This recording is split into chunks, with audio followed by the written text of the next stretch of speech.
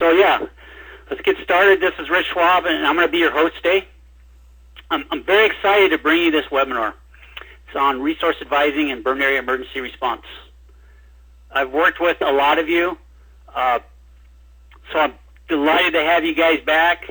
It's a great group of people, and we've got 81 people signed in this morning, so a tremendous response. Now, this webinar is on resource advising in BAER. It's all about resource protection. I want you guys to look at the big picture, but we are going to break it into subjects.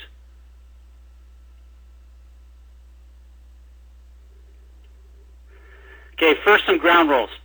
And to go over the ground rules, I'm going to introduce the concept of LCES, and it stands for Lookouts, Communication, Escape Routes, and Safety Zones. It's an acronym used by the fire community to build situational awareness. And so starting with lookouts, I'm going to be your lookout today. I'm going to be your host. And I'm responsible to make sure that everything is running smoothly. And obviously, when we did this 2 weeks ago, it did not run smoothly. And so I take full responsibility for that. But sometimes you just got to roll with the punches. And so there were some folks that actually stuck it through to the end just watching the video, but we adapted and came up with a second presentation in order to accommodate you, because this covers two important concepts that you need to have as far as personal attributes when you're a resource advisor or a BAER team member, and that's accountability and rolling with the punches. So, in order to communicate, which is the second bullet there under LCES, we're going to do it in two ways. The first way is there's a question box that you can use to text me a question. And this is the most common method that people will be using during this webinar. Just keep in mind, if you're asking me a question while I'm talking, I'm not going to get to it right away. But during the other presenters, I'll try to keep on top of it. But it's going to be hard for me to present and type in answers to your questions right away. But use the question box, feel comfortable and free to ask as many questions as possible. Otherwise, you can contact me after the call. We can have discussions, or you can send me emails, and a lot of you have been doing that. The other way to communicate is that there is a hands icon, and you can raise your hand. And what that will allow me to do is unmute you so you can verbally ask your question. So if you've got a question that's got a little nuance to it, maybe a little bit more complicated than can be covered through a text, just feel free to raise your hand and we'll do that. Now, as we break through each section, you're going to see a slide that has gears on it. And in order to take a tactical pause, when we show that slide and give you a chance to regroup and ask questions. But just keep in mind that while I'm speaking, I may not get to that right away. So we've got everybody muted right now, because when you have 85 people on a webinar, there's going to be side conversations, and you're going to be catching up on email, and clicking noises are going to be happening that I can't control. So the only people that are going to be unmuted are the presenters. We expect to go about 2 hours. We did this, like I said, 2 weeks ago. We were just a little bit under 2 hours, but I've booked 2.5 hours for the webinar so that just in case we do have a lot of questions, we don't get cut off. Just want to remind everybody that this webinar is being recorded for later viewing. I got a lot of people that are interested in it that weren't able to attend today. So we're going to post that after I do the edits to it, and I'll send a link to the email list to let you know how to find that. Also, keep in mind, most of you have been on webinars before, and with this many people and the large presentation that we're going to be doing, there's going to be a little bit of lag time between slides. When the presenter moves on to the next slide, your screen is going to have to refresh. So just be patient with that. You'll get caught up eventually. So that's it for communication. The third thing in the acronym is escape routes. Again, we're trying to build situational awareness and instill in you the concept of LCES. Like I said, it's used by firefighters to just boil down the basics of safety in their everyday business. So just take a second and identify your escape routes. I mean, you've been sitting at your desk. Some of you may actually be at home. Take a second and identify how you would leave the building. And a good firefighter understands that you don't identify just one safety route or one escape route. You identify two. And then where are your safety zones? Where are you going to regroup afterwards? And if you are working in a park, I'm sure you've gone through fire drills and you've identified these ahead of time. Just take a second to mentally think on how you would go to that safety zone. So that's the concept of LCES: lookouts, communication, escape routes, and safety zones. Now, as far as presentation objectives, we're going to talk about burn area emergency response, commonly called BAER. We're also going to be talking about resource advising, and then we're going to go a little bit into admin stuff that you need to know in order to get dispatched for a BAER or a READ assignment, and then we're going to talk about safety.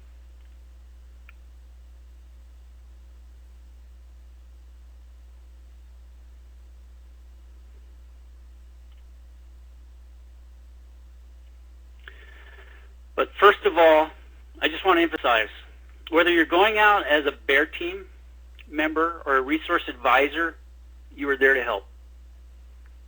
First and foremost, I want you to think strategically. What is the big picture? How can you be there to serve the resource? Because that's what we're all about, serving the resource, whether it's natural resources or cultural resources. Think about the big picture. Sometimes we get wrapped around the axle, get engaged in something that in the big picture of things, it may not be as important. Just keep that in mind. Maximize the value that you get from the limited resources that you have on hand. It may be just you serving as a resource advisor on an incident. The BAER team may be just a couple of folks. So you need to be able to maximize your value. And now I'm going to introduce our staff that are going to be doing the presentation today. There on the left is Nelson Siefkin. Nelson is a legend. I know he's smiling right now because he's a very humble guy. He doesn't look at it as himself in that mind, but Nelson has done a tremendous job serving as a regional BAER coordinator for the National Park Service for the Pacific West region, and he's also been one of the main architects to put together resource advising classes. On the right is June Kenosha. June has been a presenter on several READ courses that we've taken nationally. And for those of you that have taken these courses, you know that our June is an excellent presenter. Chris Holbeck is our fearless leader. Chris comes from the Midwest Regional Office. He is one of the national BAER coordinators. We have 2 national BAER teams, and he has been on many assignments as a BAER team member and a BAER team leader on some of the most complex incidents that we've had in our country. Lisa Hansen works out of the Intermountain Regional Office. She is working in compliance and fire management plans. She works in the fire management shop. She has taken it upon herself to deliver resource advising courses throughout the Intermountain region and has been another instrumental architect of the READ course. And then there's me, Rich Schwab. I'm the one there on the right sporting the red coveralls with my 3 brothers. I'm a figment of my own imagination. So we're going to change gears now and talk about BAER. Now, when we originally were discussing on hosting this year, we talked about, well, let's include the resource advising component, because resource advising and doing BAER is part of a continuum of serving the resource. And the folks that serve as resource advisors also serve or can serve as BAER team members. They've got the same skill sets, the same knowledge base, and the same interest in serving the resource. And the business is the same as far as getting dispatch and stuff like that. So we thought we could cover both topics. And when we were talking about putting this course together, we thought, well, we would start at the beginning of the incident and then go into BAER, which is the post-fire activities. But we want to spend a little bit more time on BAER because we haven't done any BAER training in a couple of years. And most of the resource advisors that are on this call have been through the retraining that we've been delivering, especially in the Intermountain and Pacific West regions. But we've also done it in the East and the Southeast. It's going to be more of a refresher for the resource advisors. So I just want to spend a little bit more time on some concepts as far as the BAER program and describing it. And then I'm going to turn it over to Nelson. He's going to talk about resource advising. But the thing I want to emphasize as far as burn area emergency response is that BAER is an emergency. You know, it needs to be treated as an emergency both by the incident management team, but also by the agency administrator, and that's a term that we often use to describe the superintendent, but in other bureaus, they may not have that title of superintendent. Like in the Forest Service, you could be talking about the district ranger or the forest supervisor. But these people need to understand that the BAER is an emergency, because in the Southern California fires of 2003, 6 lives were lost during the fire itself, but 16 people were killed from post-fire events, which are flash floods and debris flows. And to me, this is a staggering statistic, because I was on these fires in 2003, and the fires that were around San Diego, once they got up into the hills, you see convoluted escape routes. Remember, I already talked about escape routes and how important that is. But you've got people that were escaping the fires, and we only lost 6 lives. That is amazing to me, having driven through that landscape and saw how extensive those fires are. You know, and that's a credit to the emergency responders in California. And then after the fire, we lost 16 lives. So BAER is about these type of events. But in the early 90s, the Park Service and our sister bureaus started to recognize that there are other issues and problems that crop up after a fire. So we started to look at these things holistically. Again, to be all about the resource, to talk about not just ecosystem considerations, but cultural resource issues too. So the BAER objectives. The number one objective is always going to be to minimize threats to life or property from those events like flash floods and debris flows. But we also, if you look in our policy, you'll see that it's described that, you know, we're also there to stabilize and prevent unacceptable degradation. Now, some degradation is going to happen. It's just part of nature. But it's that unacceptable degradation that we're trying to mitigate. So when is BAER necessary? Well, like I described, flash floods and debris flows. But the 2 pictures that you see on your screen are caused by minor rain events. The left picture was taken on the White Mountain Apache Reservation in Arizona in a community called Rainbow. And the name of the fire was Over the Rainbow. I'm pausing for laughter, but obviously I got you guys on mute. But you just got to love the sense of humor that they've got there, because I've worked with these people quite a bit. And what you see in that picture is an example of nuisance flooding, a really small, relatively small fire with a minor rain event, and they were still getting flooding. And then the picture on the right is taken in a saddle in central New Mexico in the Manzano Mountains. And these culverts are 48-inch tall culverts, so you can almost stand up in them. And there was enough mud flow that pushed these culverts up, again, in an area where you wouldn't expect it to have happened. And then I didn't really have a picture of erosion, but I do like to use this because it is so graphic. But it's showing some of this nuisance flooding and the type of problems that it can create for infrastructure, like roads. And then invasive species. This is a huge investment that we have in post-fire activities. We spent $70 million last year on invasive species treatments within the Department of Interior alone. So this is big. So what can we do to solve these problems? Well, the number one area, or the number one alternative when you've identified threats to life and property is to close the area, whether it's a trail, a campsite, what have you. However, when I've had these discussions with superintendents, I often lose the argument. They tell me this is why the park is created, and this trail is a main feature of the park. We need to come up with alternatives, but this is the primary alternative that we're going to present to them, is to go with closures. Otherwise, we fall back to what we call point protection, community flood fights, and this is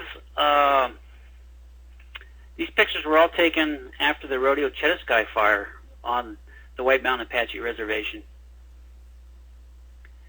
where we did have a landscape fire event that endangered life and property.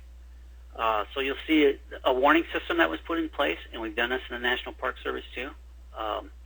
In the top right picture, you'll see straw bales to divert flows.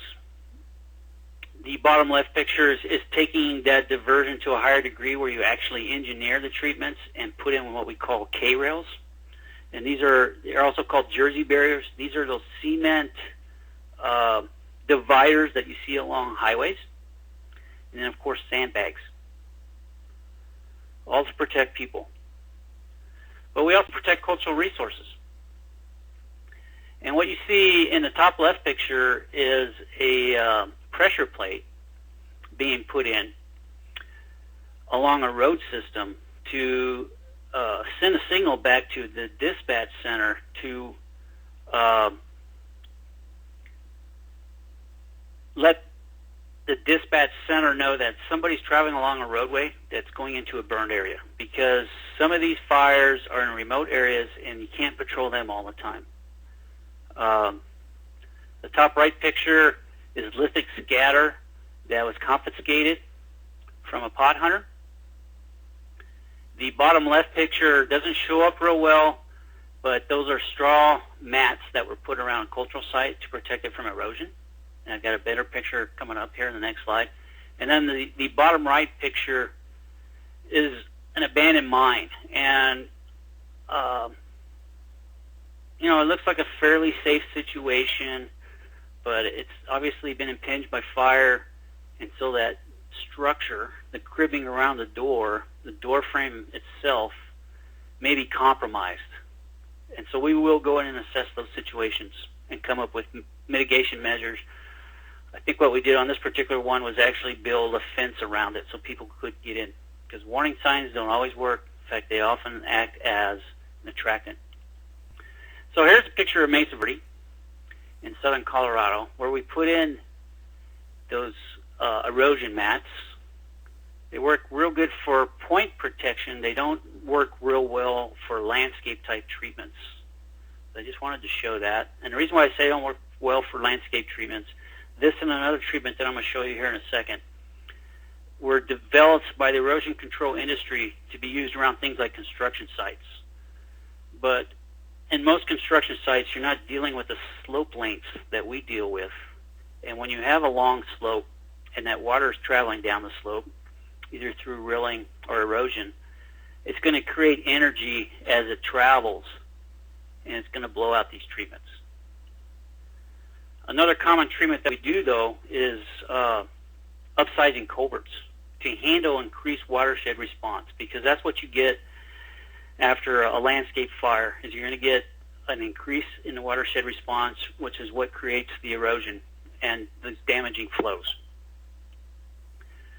And then another hazard that can be identified after a fire are hazardous materials. And this is a picture that was taken in California. I believe it's at Santa Monica. And what you see when you have a burned out structure are hazardous materials which now are exposed. Things like cleaning solvents, paints, propane tanks, things like this. So the BAER teams will come in and assess those situations and prescribe mitigation treatments. Now, another common treatment that we do are slope treatments. What these firefighters are doing is putting what we call log erosion barriers. What this is contour falling, but we actually engineer it, because if you angle a log at all, what that angle will actually do is concentrate that flow around the log, which will create more energy and cause more erosion. So you need to engineer that. But we've gotten away from this treatment, that even though it can be very effective, as you see in this slide, it only works in targeted areas. So if you have a resource value at risk, like a cultural site, we'll do contour falling or log erosion barriers above it, but we've gotten away from doing it on a landscape scale because we do a lot of research on these treatments. And what the researchers were showing us for contour falling is that they work for those first couple of rain events, trapping sediment, but once they've trapped sediment and they fill to capacity, they're no longer effective. But we still use them in targeted areas.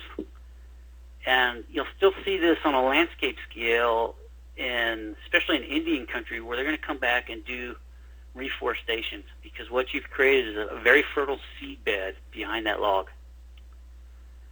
Now, another treatment that we do a lot is aerial seeding. And the picture on the left is aerial seeding that was being implemented in Southern California in 2003 after those landscape scale fires. But in the picture on the right is a photo point taken at Rodeo Sky, and you can see that the picture on the right, they were very effective. And we had a very well thought out seed mix on this one, like we usually do. We used a cereal grain, like rye or barley, which germinates very fast and binds the soil, but they put in a lot of natives in this one too, and that's what you're seeing in that slide. But think about it. How effective can seeding be to control erosion? Because what does it take to germinate the seed? It's going to take a rain event, and it's those first couple rain events that can be the most damaging. So are you going to get the root penetration in time to stabilize those soils? In some cases, yes, but in some cases, no. Another problem with seeding is that it can be too effective. And what you're seeing in this slide is the seeding overtaking natural recovery.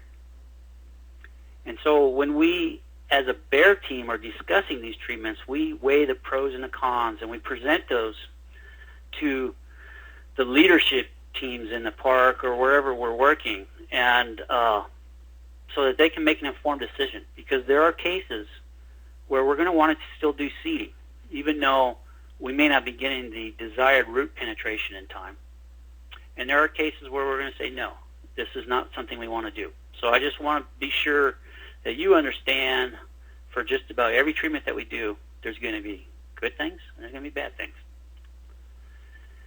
Now, what you're seeing in this picture are straw wattles. And what these are plastic tubes, and they're filled with either straw or more commonly with wood shavings.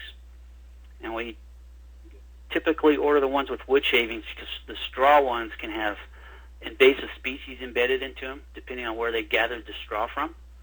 But the wattles can be very effective. You see in this particular picture, they were trapping mud coming down this drainage, but you can see it's a fairly flat drainage. And like I said earlier, treatments like this were designed by the erosion control industry, and they don't deal with the slope lengths that we deal with, because the straw wattles can actually float and they can travel downstream. And what you're seeing in this slide are 5 straw wattles that are crammed into a culvert. So now that culvert is plugged up and it's going to fail. One of our most effective treatments is straw mulching. Again, this has got benefits, but it's also got things you need to consider. But the researchers are showing us that this is the most effective treatment to stabilize slopes and to prevent erosion. And some of the side benefits is that what you've done is that you've created a moist layer between the straw and the soil, which helps to break down hydrophobic soils. And what hydrophobicity is, that's water repellency. It increases that microbial reaction and gets life forms introduced again into those areas. And it's creating a very receptive environment for not just natural recovery, but for seeding. But some of the problems with mulching is that, again, where do you collect the mulch from? It may have introduced species in it, like invasive species. And even if it's just 1% contaminated, when you're applying this across 20,000 acres, that 1% will add up. And it has created problems for us on some of our larger fires. So people say, well, why don't you prescribe aerial hydromulch? So here you have an inert substance created by the erosion control industry. And we do this. And this is a picture of the Hayman fire taken in central Colorado. Now, on the Hayman fire, they had a high value at risk because this is a very expensive treatment. And so we only apply this treatment where we have those high values at risk because of the cost. But aerial hydromulching can be very effective. And then I just want to put in a plug for monitoring. You know, the wildland fire management agencies are all about science. And in the National Park Service, we're very big in our monitoring programs. Not just through the inventory monitoring programs, but also through fire. And it's very important that we monitor the effectiveness of these treatments so that we can learn on what works and what doesn't work and how we can be more effective in the future. And we use remote sensing a lot for monitoring. So what we've got in this image is in the top left corner. This is what we call a burn area reflectance classification image. It's a satellite image that was taken on the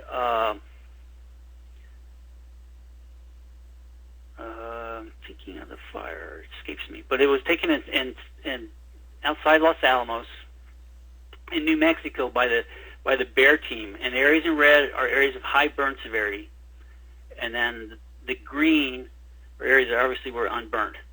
And so 2 years later, we came back to take another image, and we compared those two images, and that's the larger image there on the right side of the screen. And what we learned from this is that what you're seeing as far as those areas of change, you'll see areas in green. Those are areas that were recovering. What you see in blue, that's actually cloud cover in the 2002 image, and so that was excluded from our monitoring. And then you're probably wondering, well, why do we have areas in yellow? Well, these were areas that were weakened by the fire, and then the landscape was impacted by a bark beetle epidemic that followed the fire. So you had weakened trees that were very receptive to bark beetles. But one of the things that this technique taught us is that we were able to overlay the treatment polygons, and we did a whole suite of treatments on this one.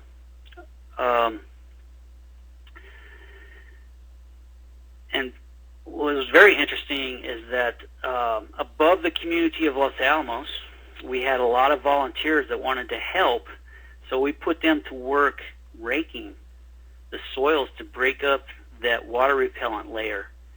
And the soil scientists that were assigned to the BAER team were very alarmed at this treatment, because what they feared was that you're going to make more soil available for erosion. But what ended up happening is that we create a very fertile seed bed, just like you would rake up your garden before you plant it, and we got a lot of natural recovery. So these are lessons learned using monitoring. Then I just wanted to highlight a few fires that we've had in the National Park Service and some of the things that we've done about it before I turn it over to the next presenter. But this is a picture of a fire at Bandelier, the Las Conchas fire. The visitor center was built in the bottom of the canyon and was threatened by flooding. It actually was flooded, and actually these treatments held up and were very successful for that particular flood event. If it had been larger, we probably would have lost some property though. But what they've done is that they've done sandbags and then covered up in that black plastic or those K-rails, and then they put plywood about 10 feet up along the side of the visitor center and covered that with black plastic. And then this is a picture of a herbiciding project that we had at Zion. 10,000 acres were aerial herbicided at Zion, which at the time was very contentious when we took this to the regional and national leadership, that this is what we were proposing to do. But after we weighed the pros and the cons, we did get buy-in, and we actually implemented this treatment. And this is a result of the treatment. And so what you see here in this picture at Zion as far as the herbiciding project, the herbicide was very successful in reducing cheatgrass, Bromus tectorum, but you see streaks in there. This is because when you're applying herbicide, either using fixed wing or helicopters, you need to have enough overlap to cover for the drift that might happen. And they were at Zion, they had very strong implementation leaders and identified this issue and required the contractor to come back and retreat them. Another fire that happened fairly recently at North Cascades is the Flick Creek fire. You can see two shots of this fire.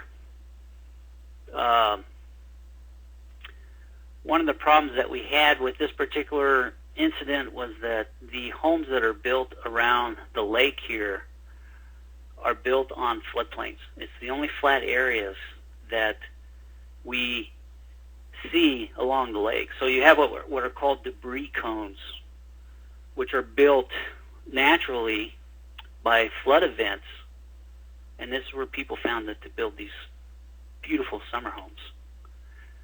So the BAER team came in, they assessed the situation, identified areas of high burn severity using satellite imagery, and then they took that a step farther using LIDAR. And LIDAR, it can be implemented several ways, but it gives you a more detailed topographical analysis to help us identify what values were actually at risk. And then we do spend a lot of money, and I wouldn't say a lot of money, but we do provide funding for feral animals, because what you see here on the buckshank fire at Great Smoky Mountains National Park are feral hogs that come in to root around in those areas that are going to start greening up after a fire, and they can be very damaging. So we did provide feral hog control there on that one.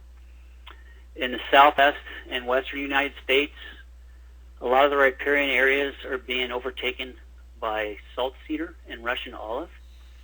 And in the Valentine Fire in Canyonlands National Park, funding was provided to treat those invasive species. And to me, a success story that I like to brag about is a fire, or actually a series of fires that happened in the Hawaiian Islands at Hawaii Volcanoes National Park, where fire is not a natural part of the landscape, like it is in the western United States. So they've identified some species that were had some fire tolerance, that they could come back and do revegetation treatments after the fire in order to get that natural ecosystem functioning again. And in the southeast, just want to kind of provide a broad spectrum of treatments throughout the country, but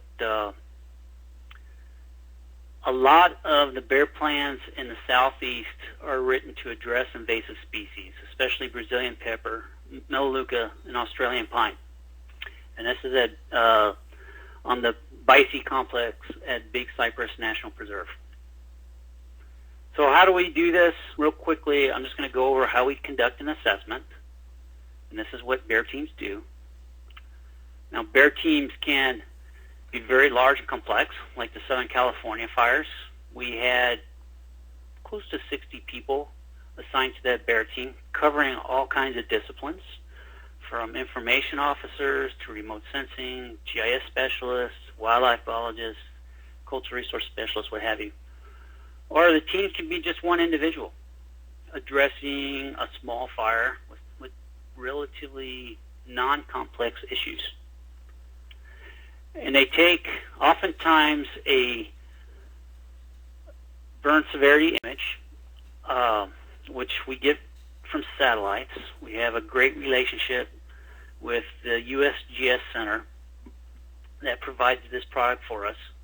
But sometimes it's not readily available, so you have to get out in the field or into a helicopter and map out these polygons yourselves. That's the old school way of doing it.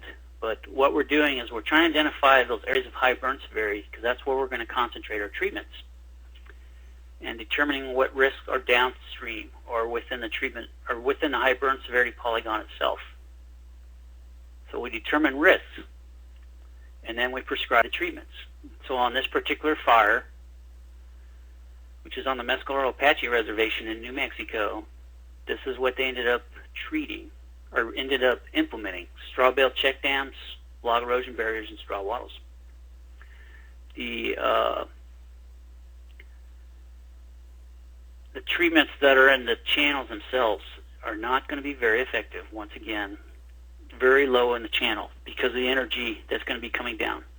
So we like to say you can tell the experience level of a hydrologist or a soil scientist by where they prescribe these treatments in a watershed. They're more effective in the upper reaches. So we're going to change gears. That's BAER. I'm going to pause for a second and glance over the questions.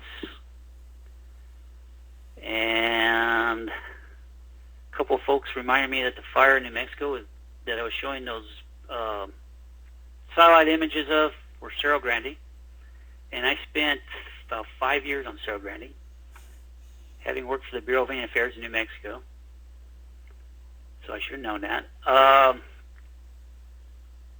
Questions coming in as far as whether or not the seeding treatments are sterile. Yes, for the most part.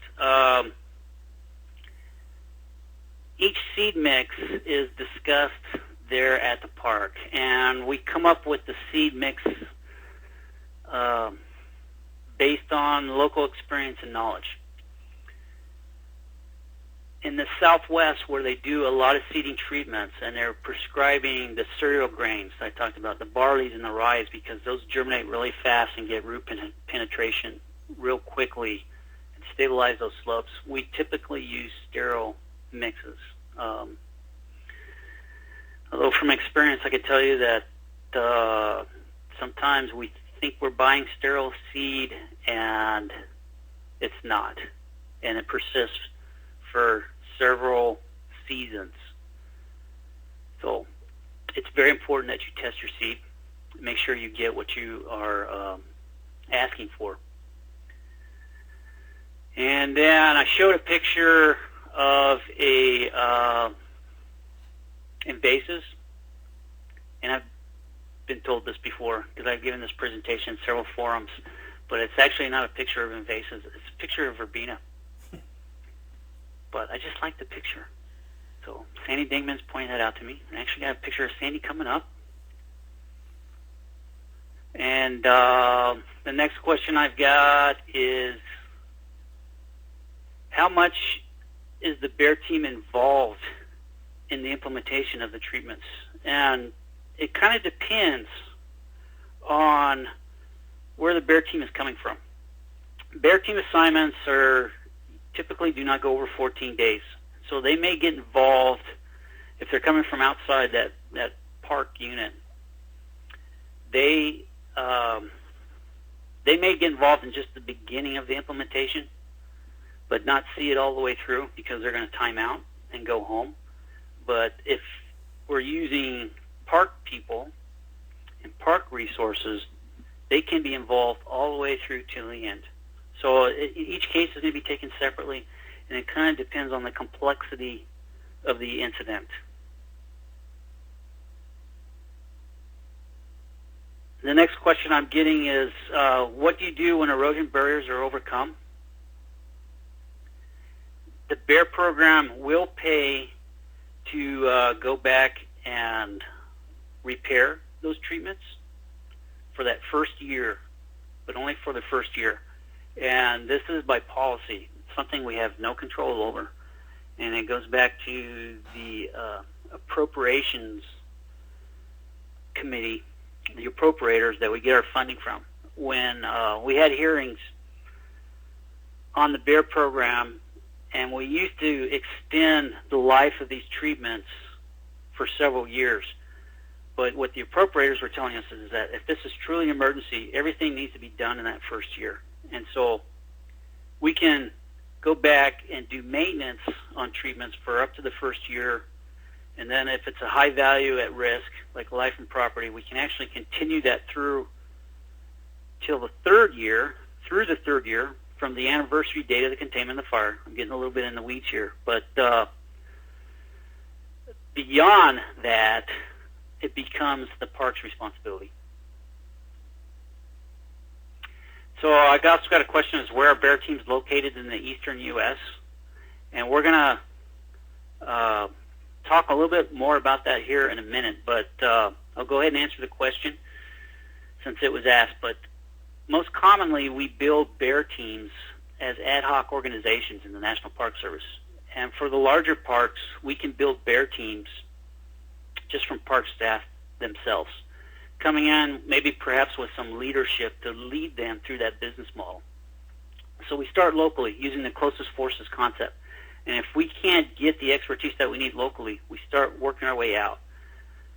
Maybe we can get it from an adjacent national forest or some cooperator, like a university nearby. And if we can't do that, we'll start reaching out to the regional offices and the regional coordinators, and they'll start drawing people from within the region. And if there's a lot of activity going on and it's a very complex event, then we start even going farther out and we're looking at the national lists. So for the most part, we don't have preformed teams. What we've got are ad hoc organizations, except there are a couple exceptions. One is that there is a national BAER team that's got a roster of folks that's preformed. We're changing a little bit on how we're implementing that organization, and there are people that the regional coordinators rely on to develop and form these BAER teams and to be on the BAER teams. So if you want to be on a BAER team, what I always tell people is that you need to build a relationship with that regional coordinator and let them know what your skill sets are and your expertise so that you can get your name out there and be that go-to person.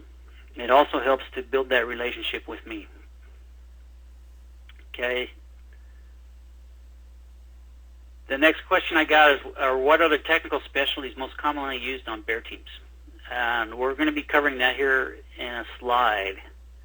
So I'm going to defer that one and Lisa's got it when she's coming up. If that question doesn't get answered, go ahead and ask it again. All right. I think I've answered all the questions. Let me make sure nobody's hand is raised.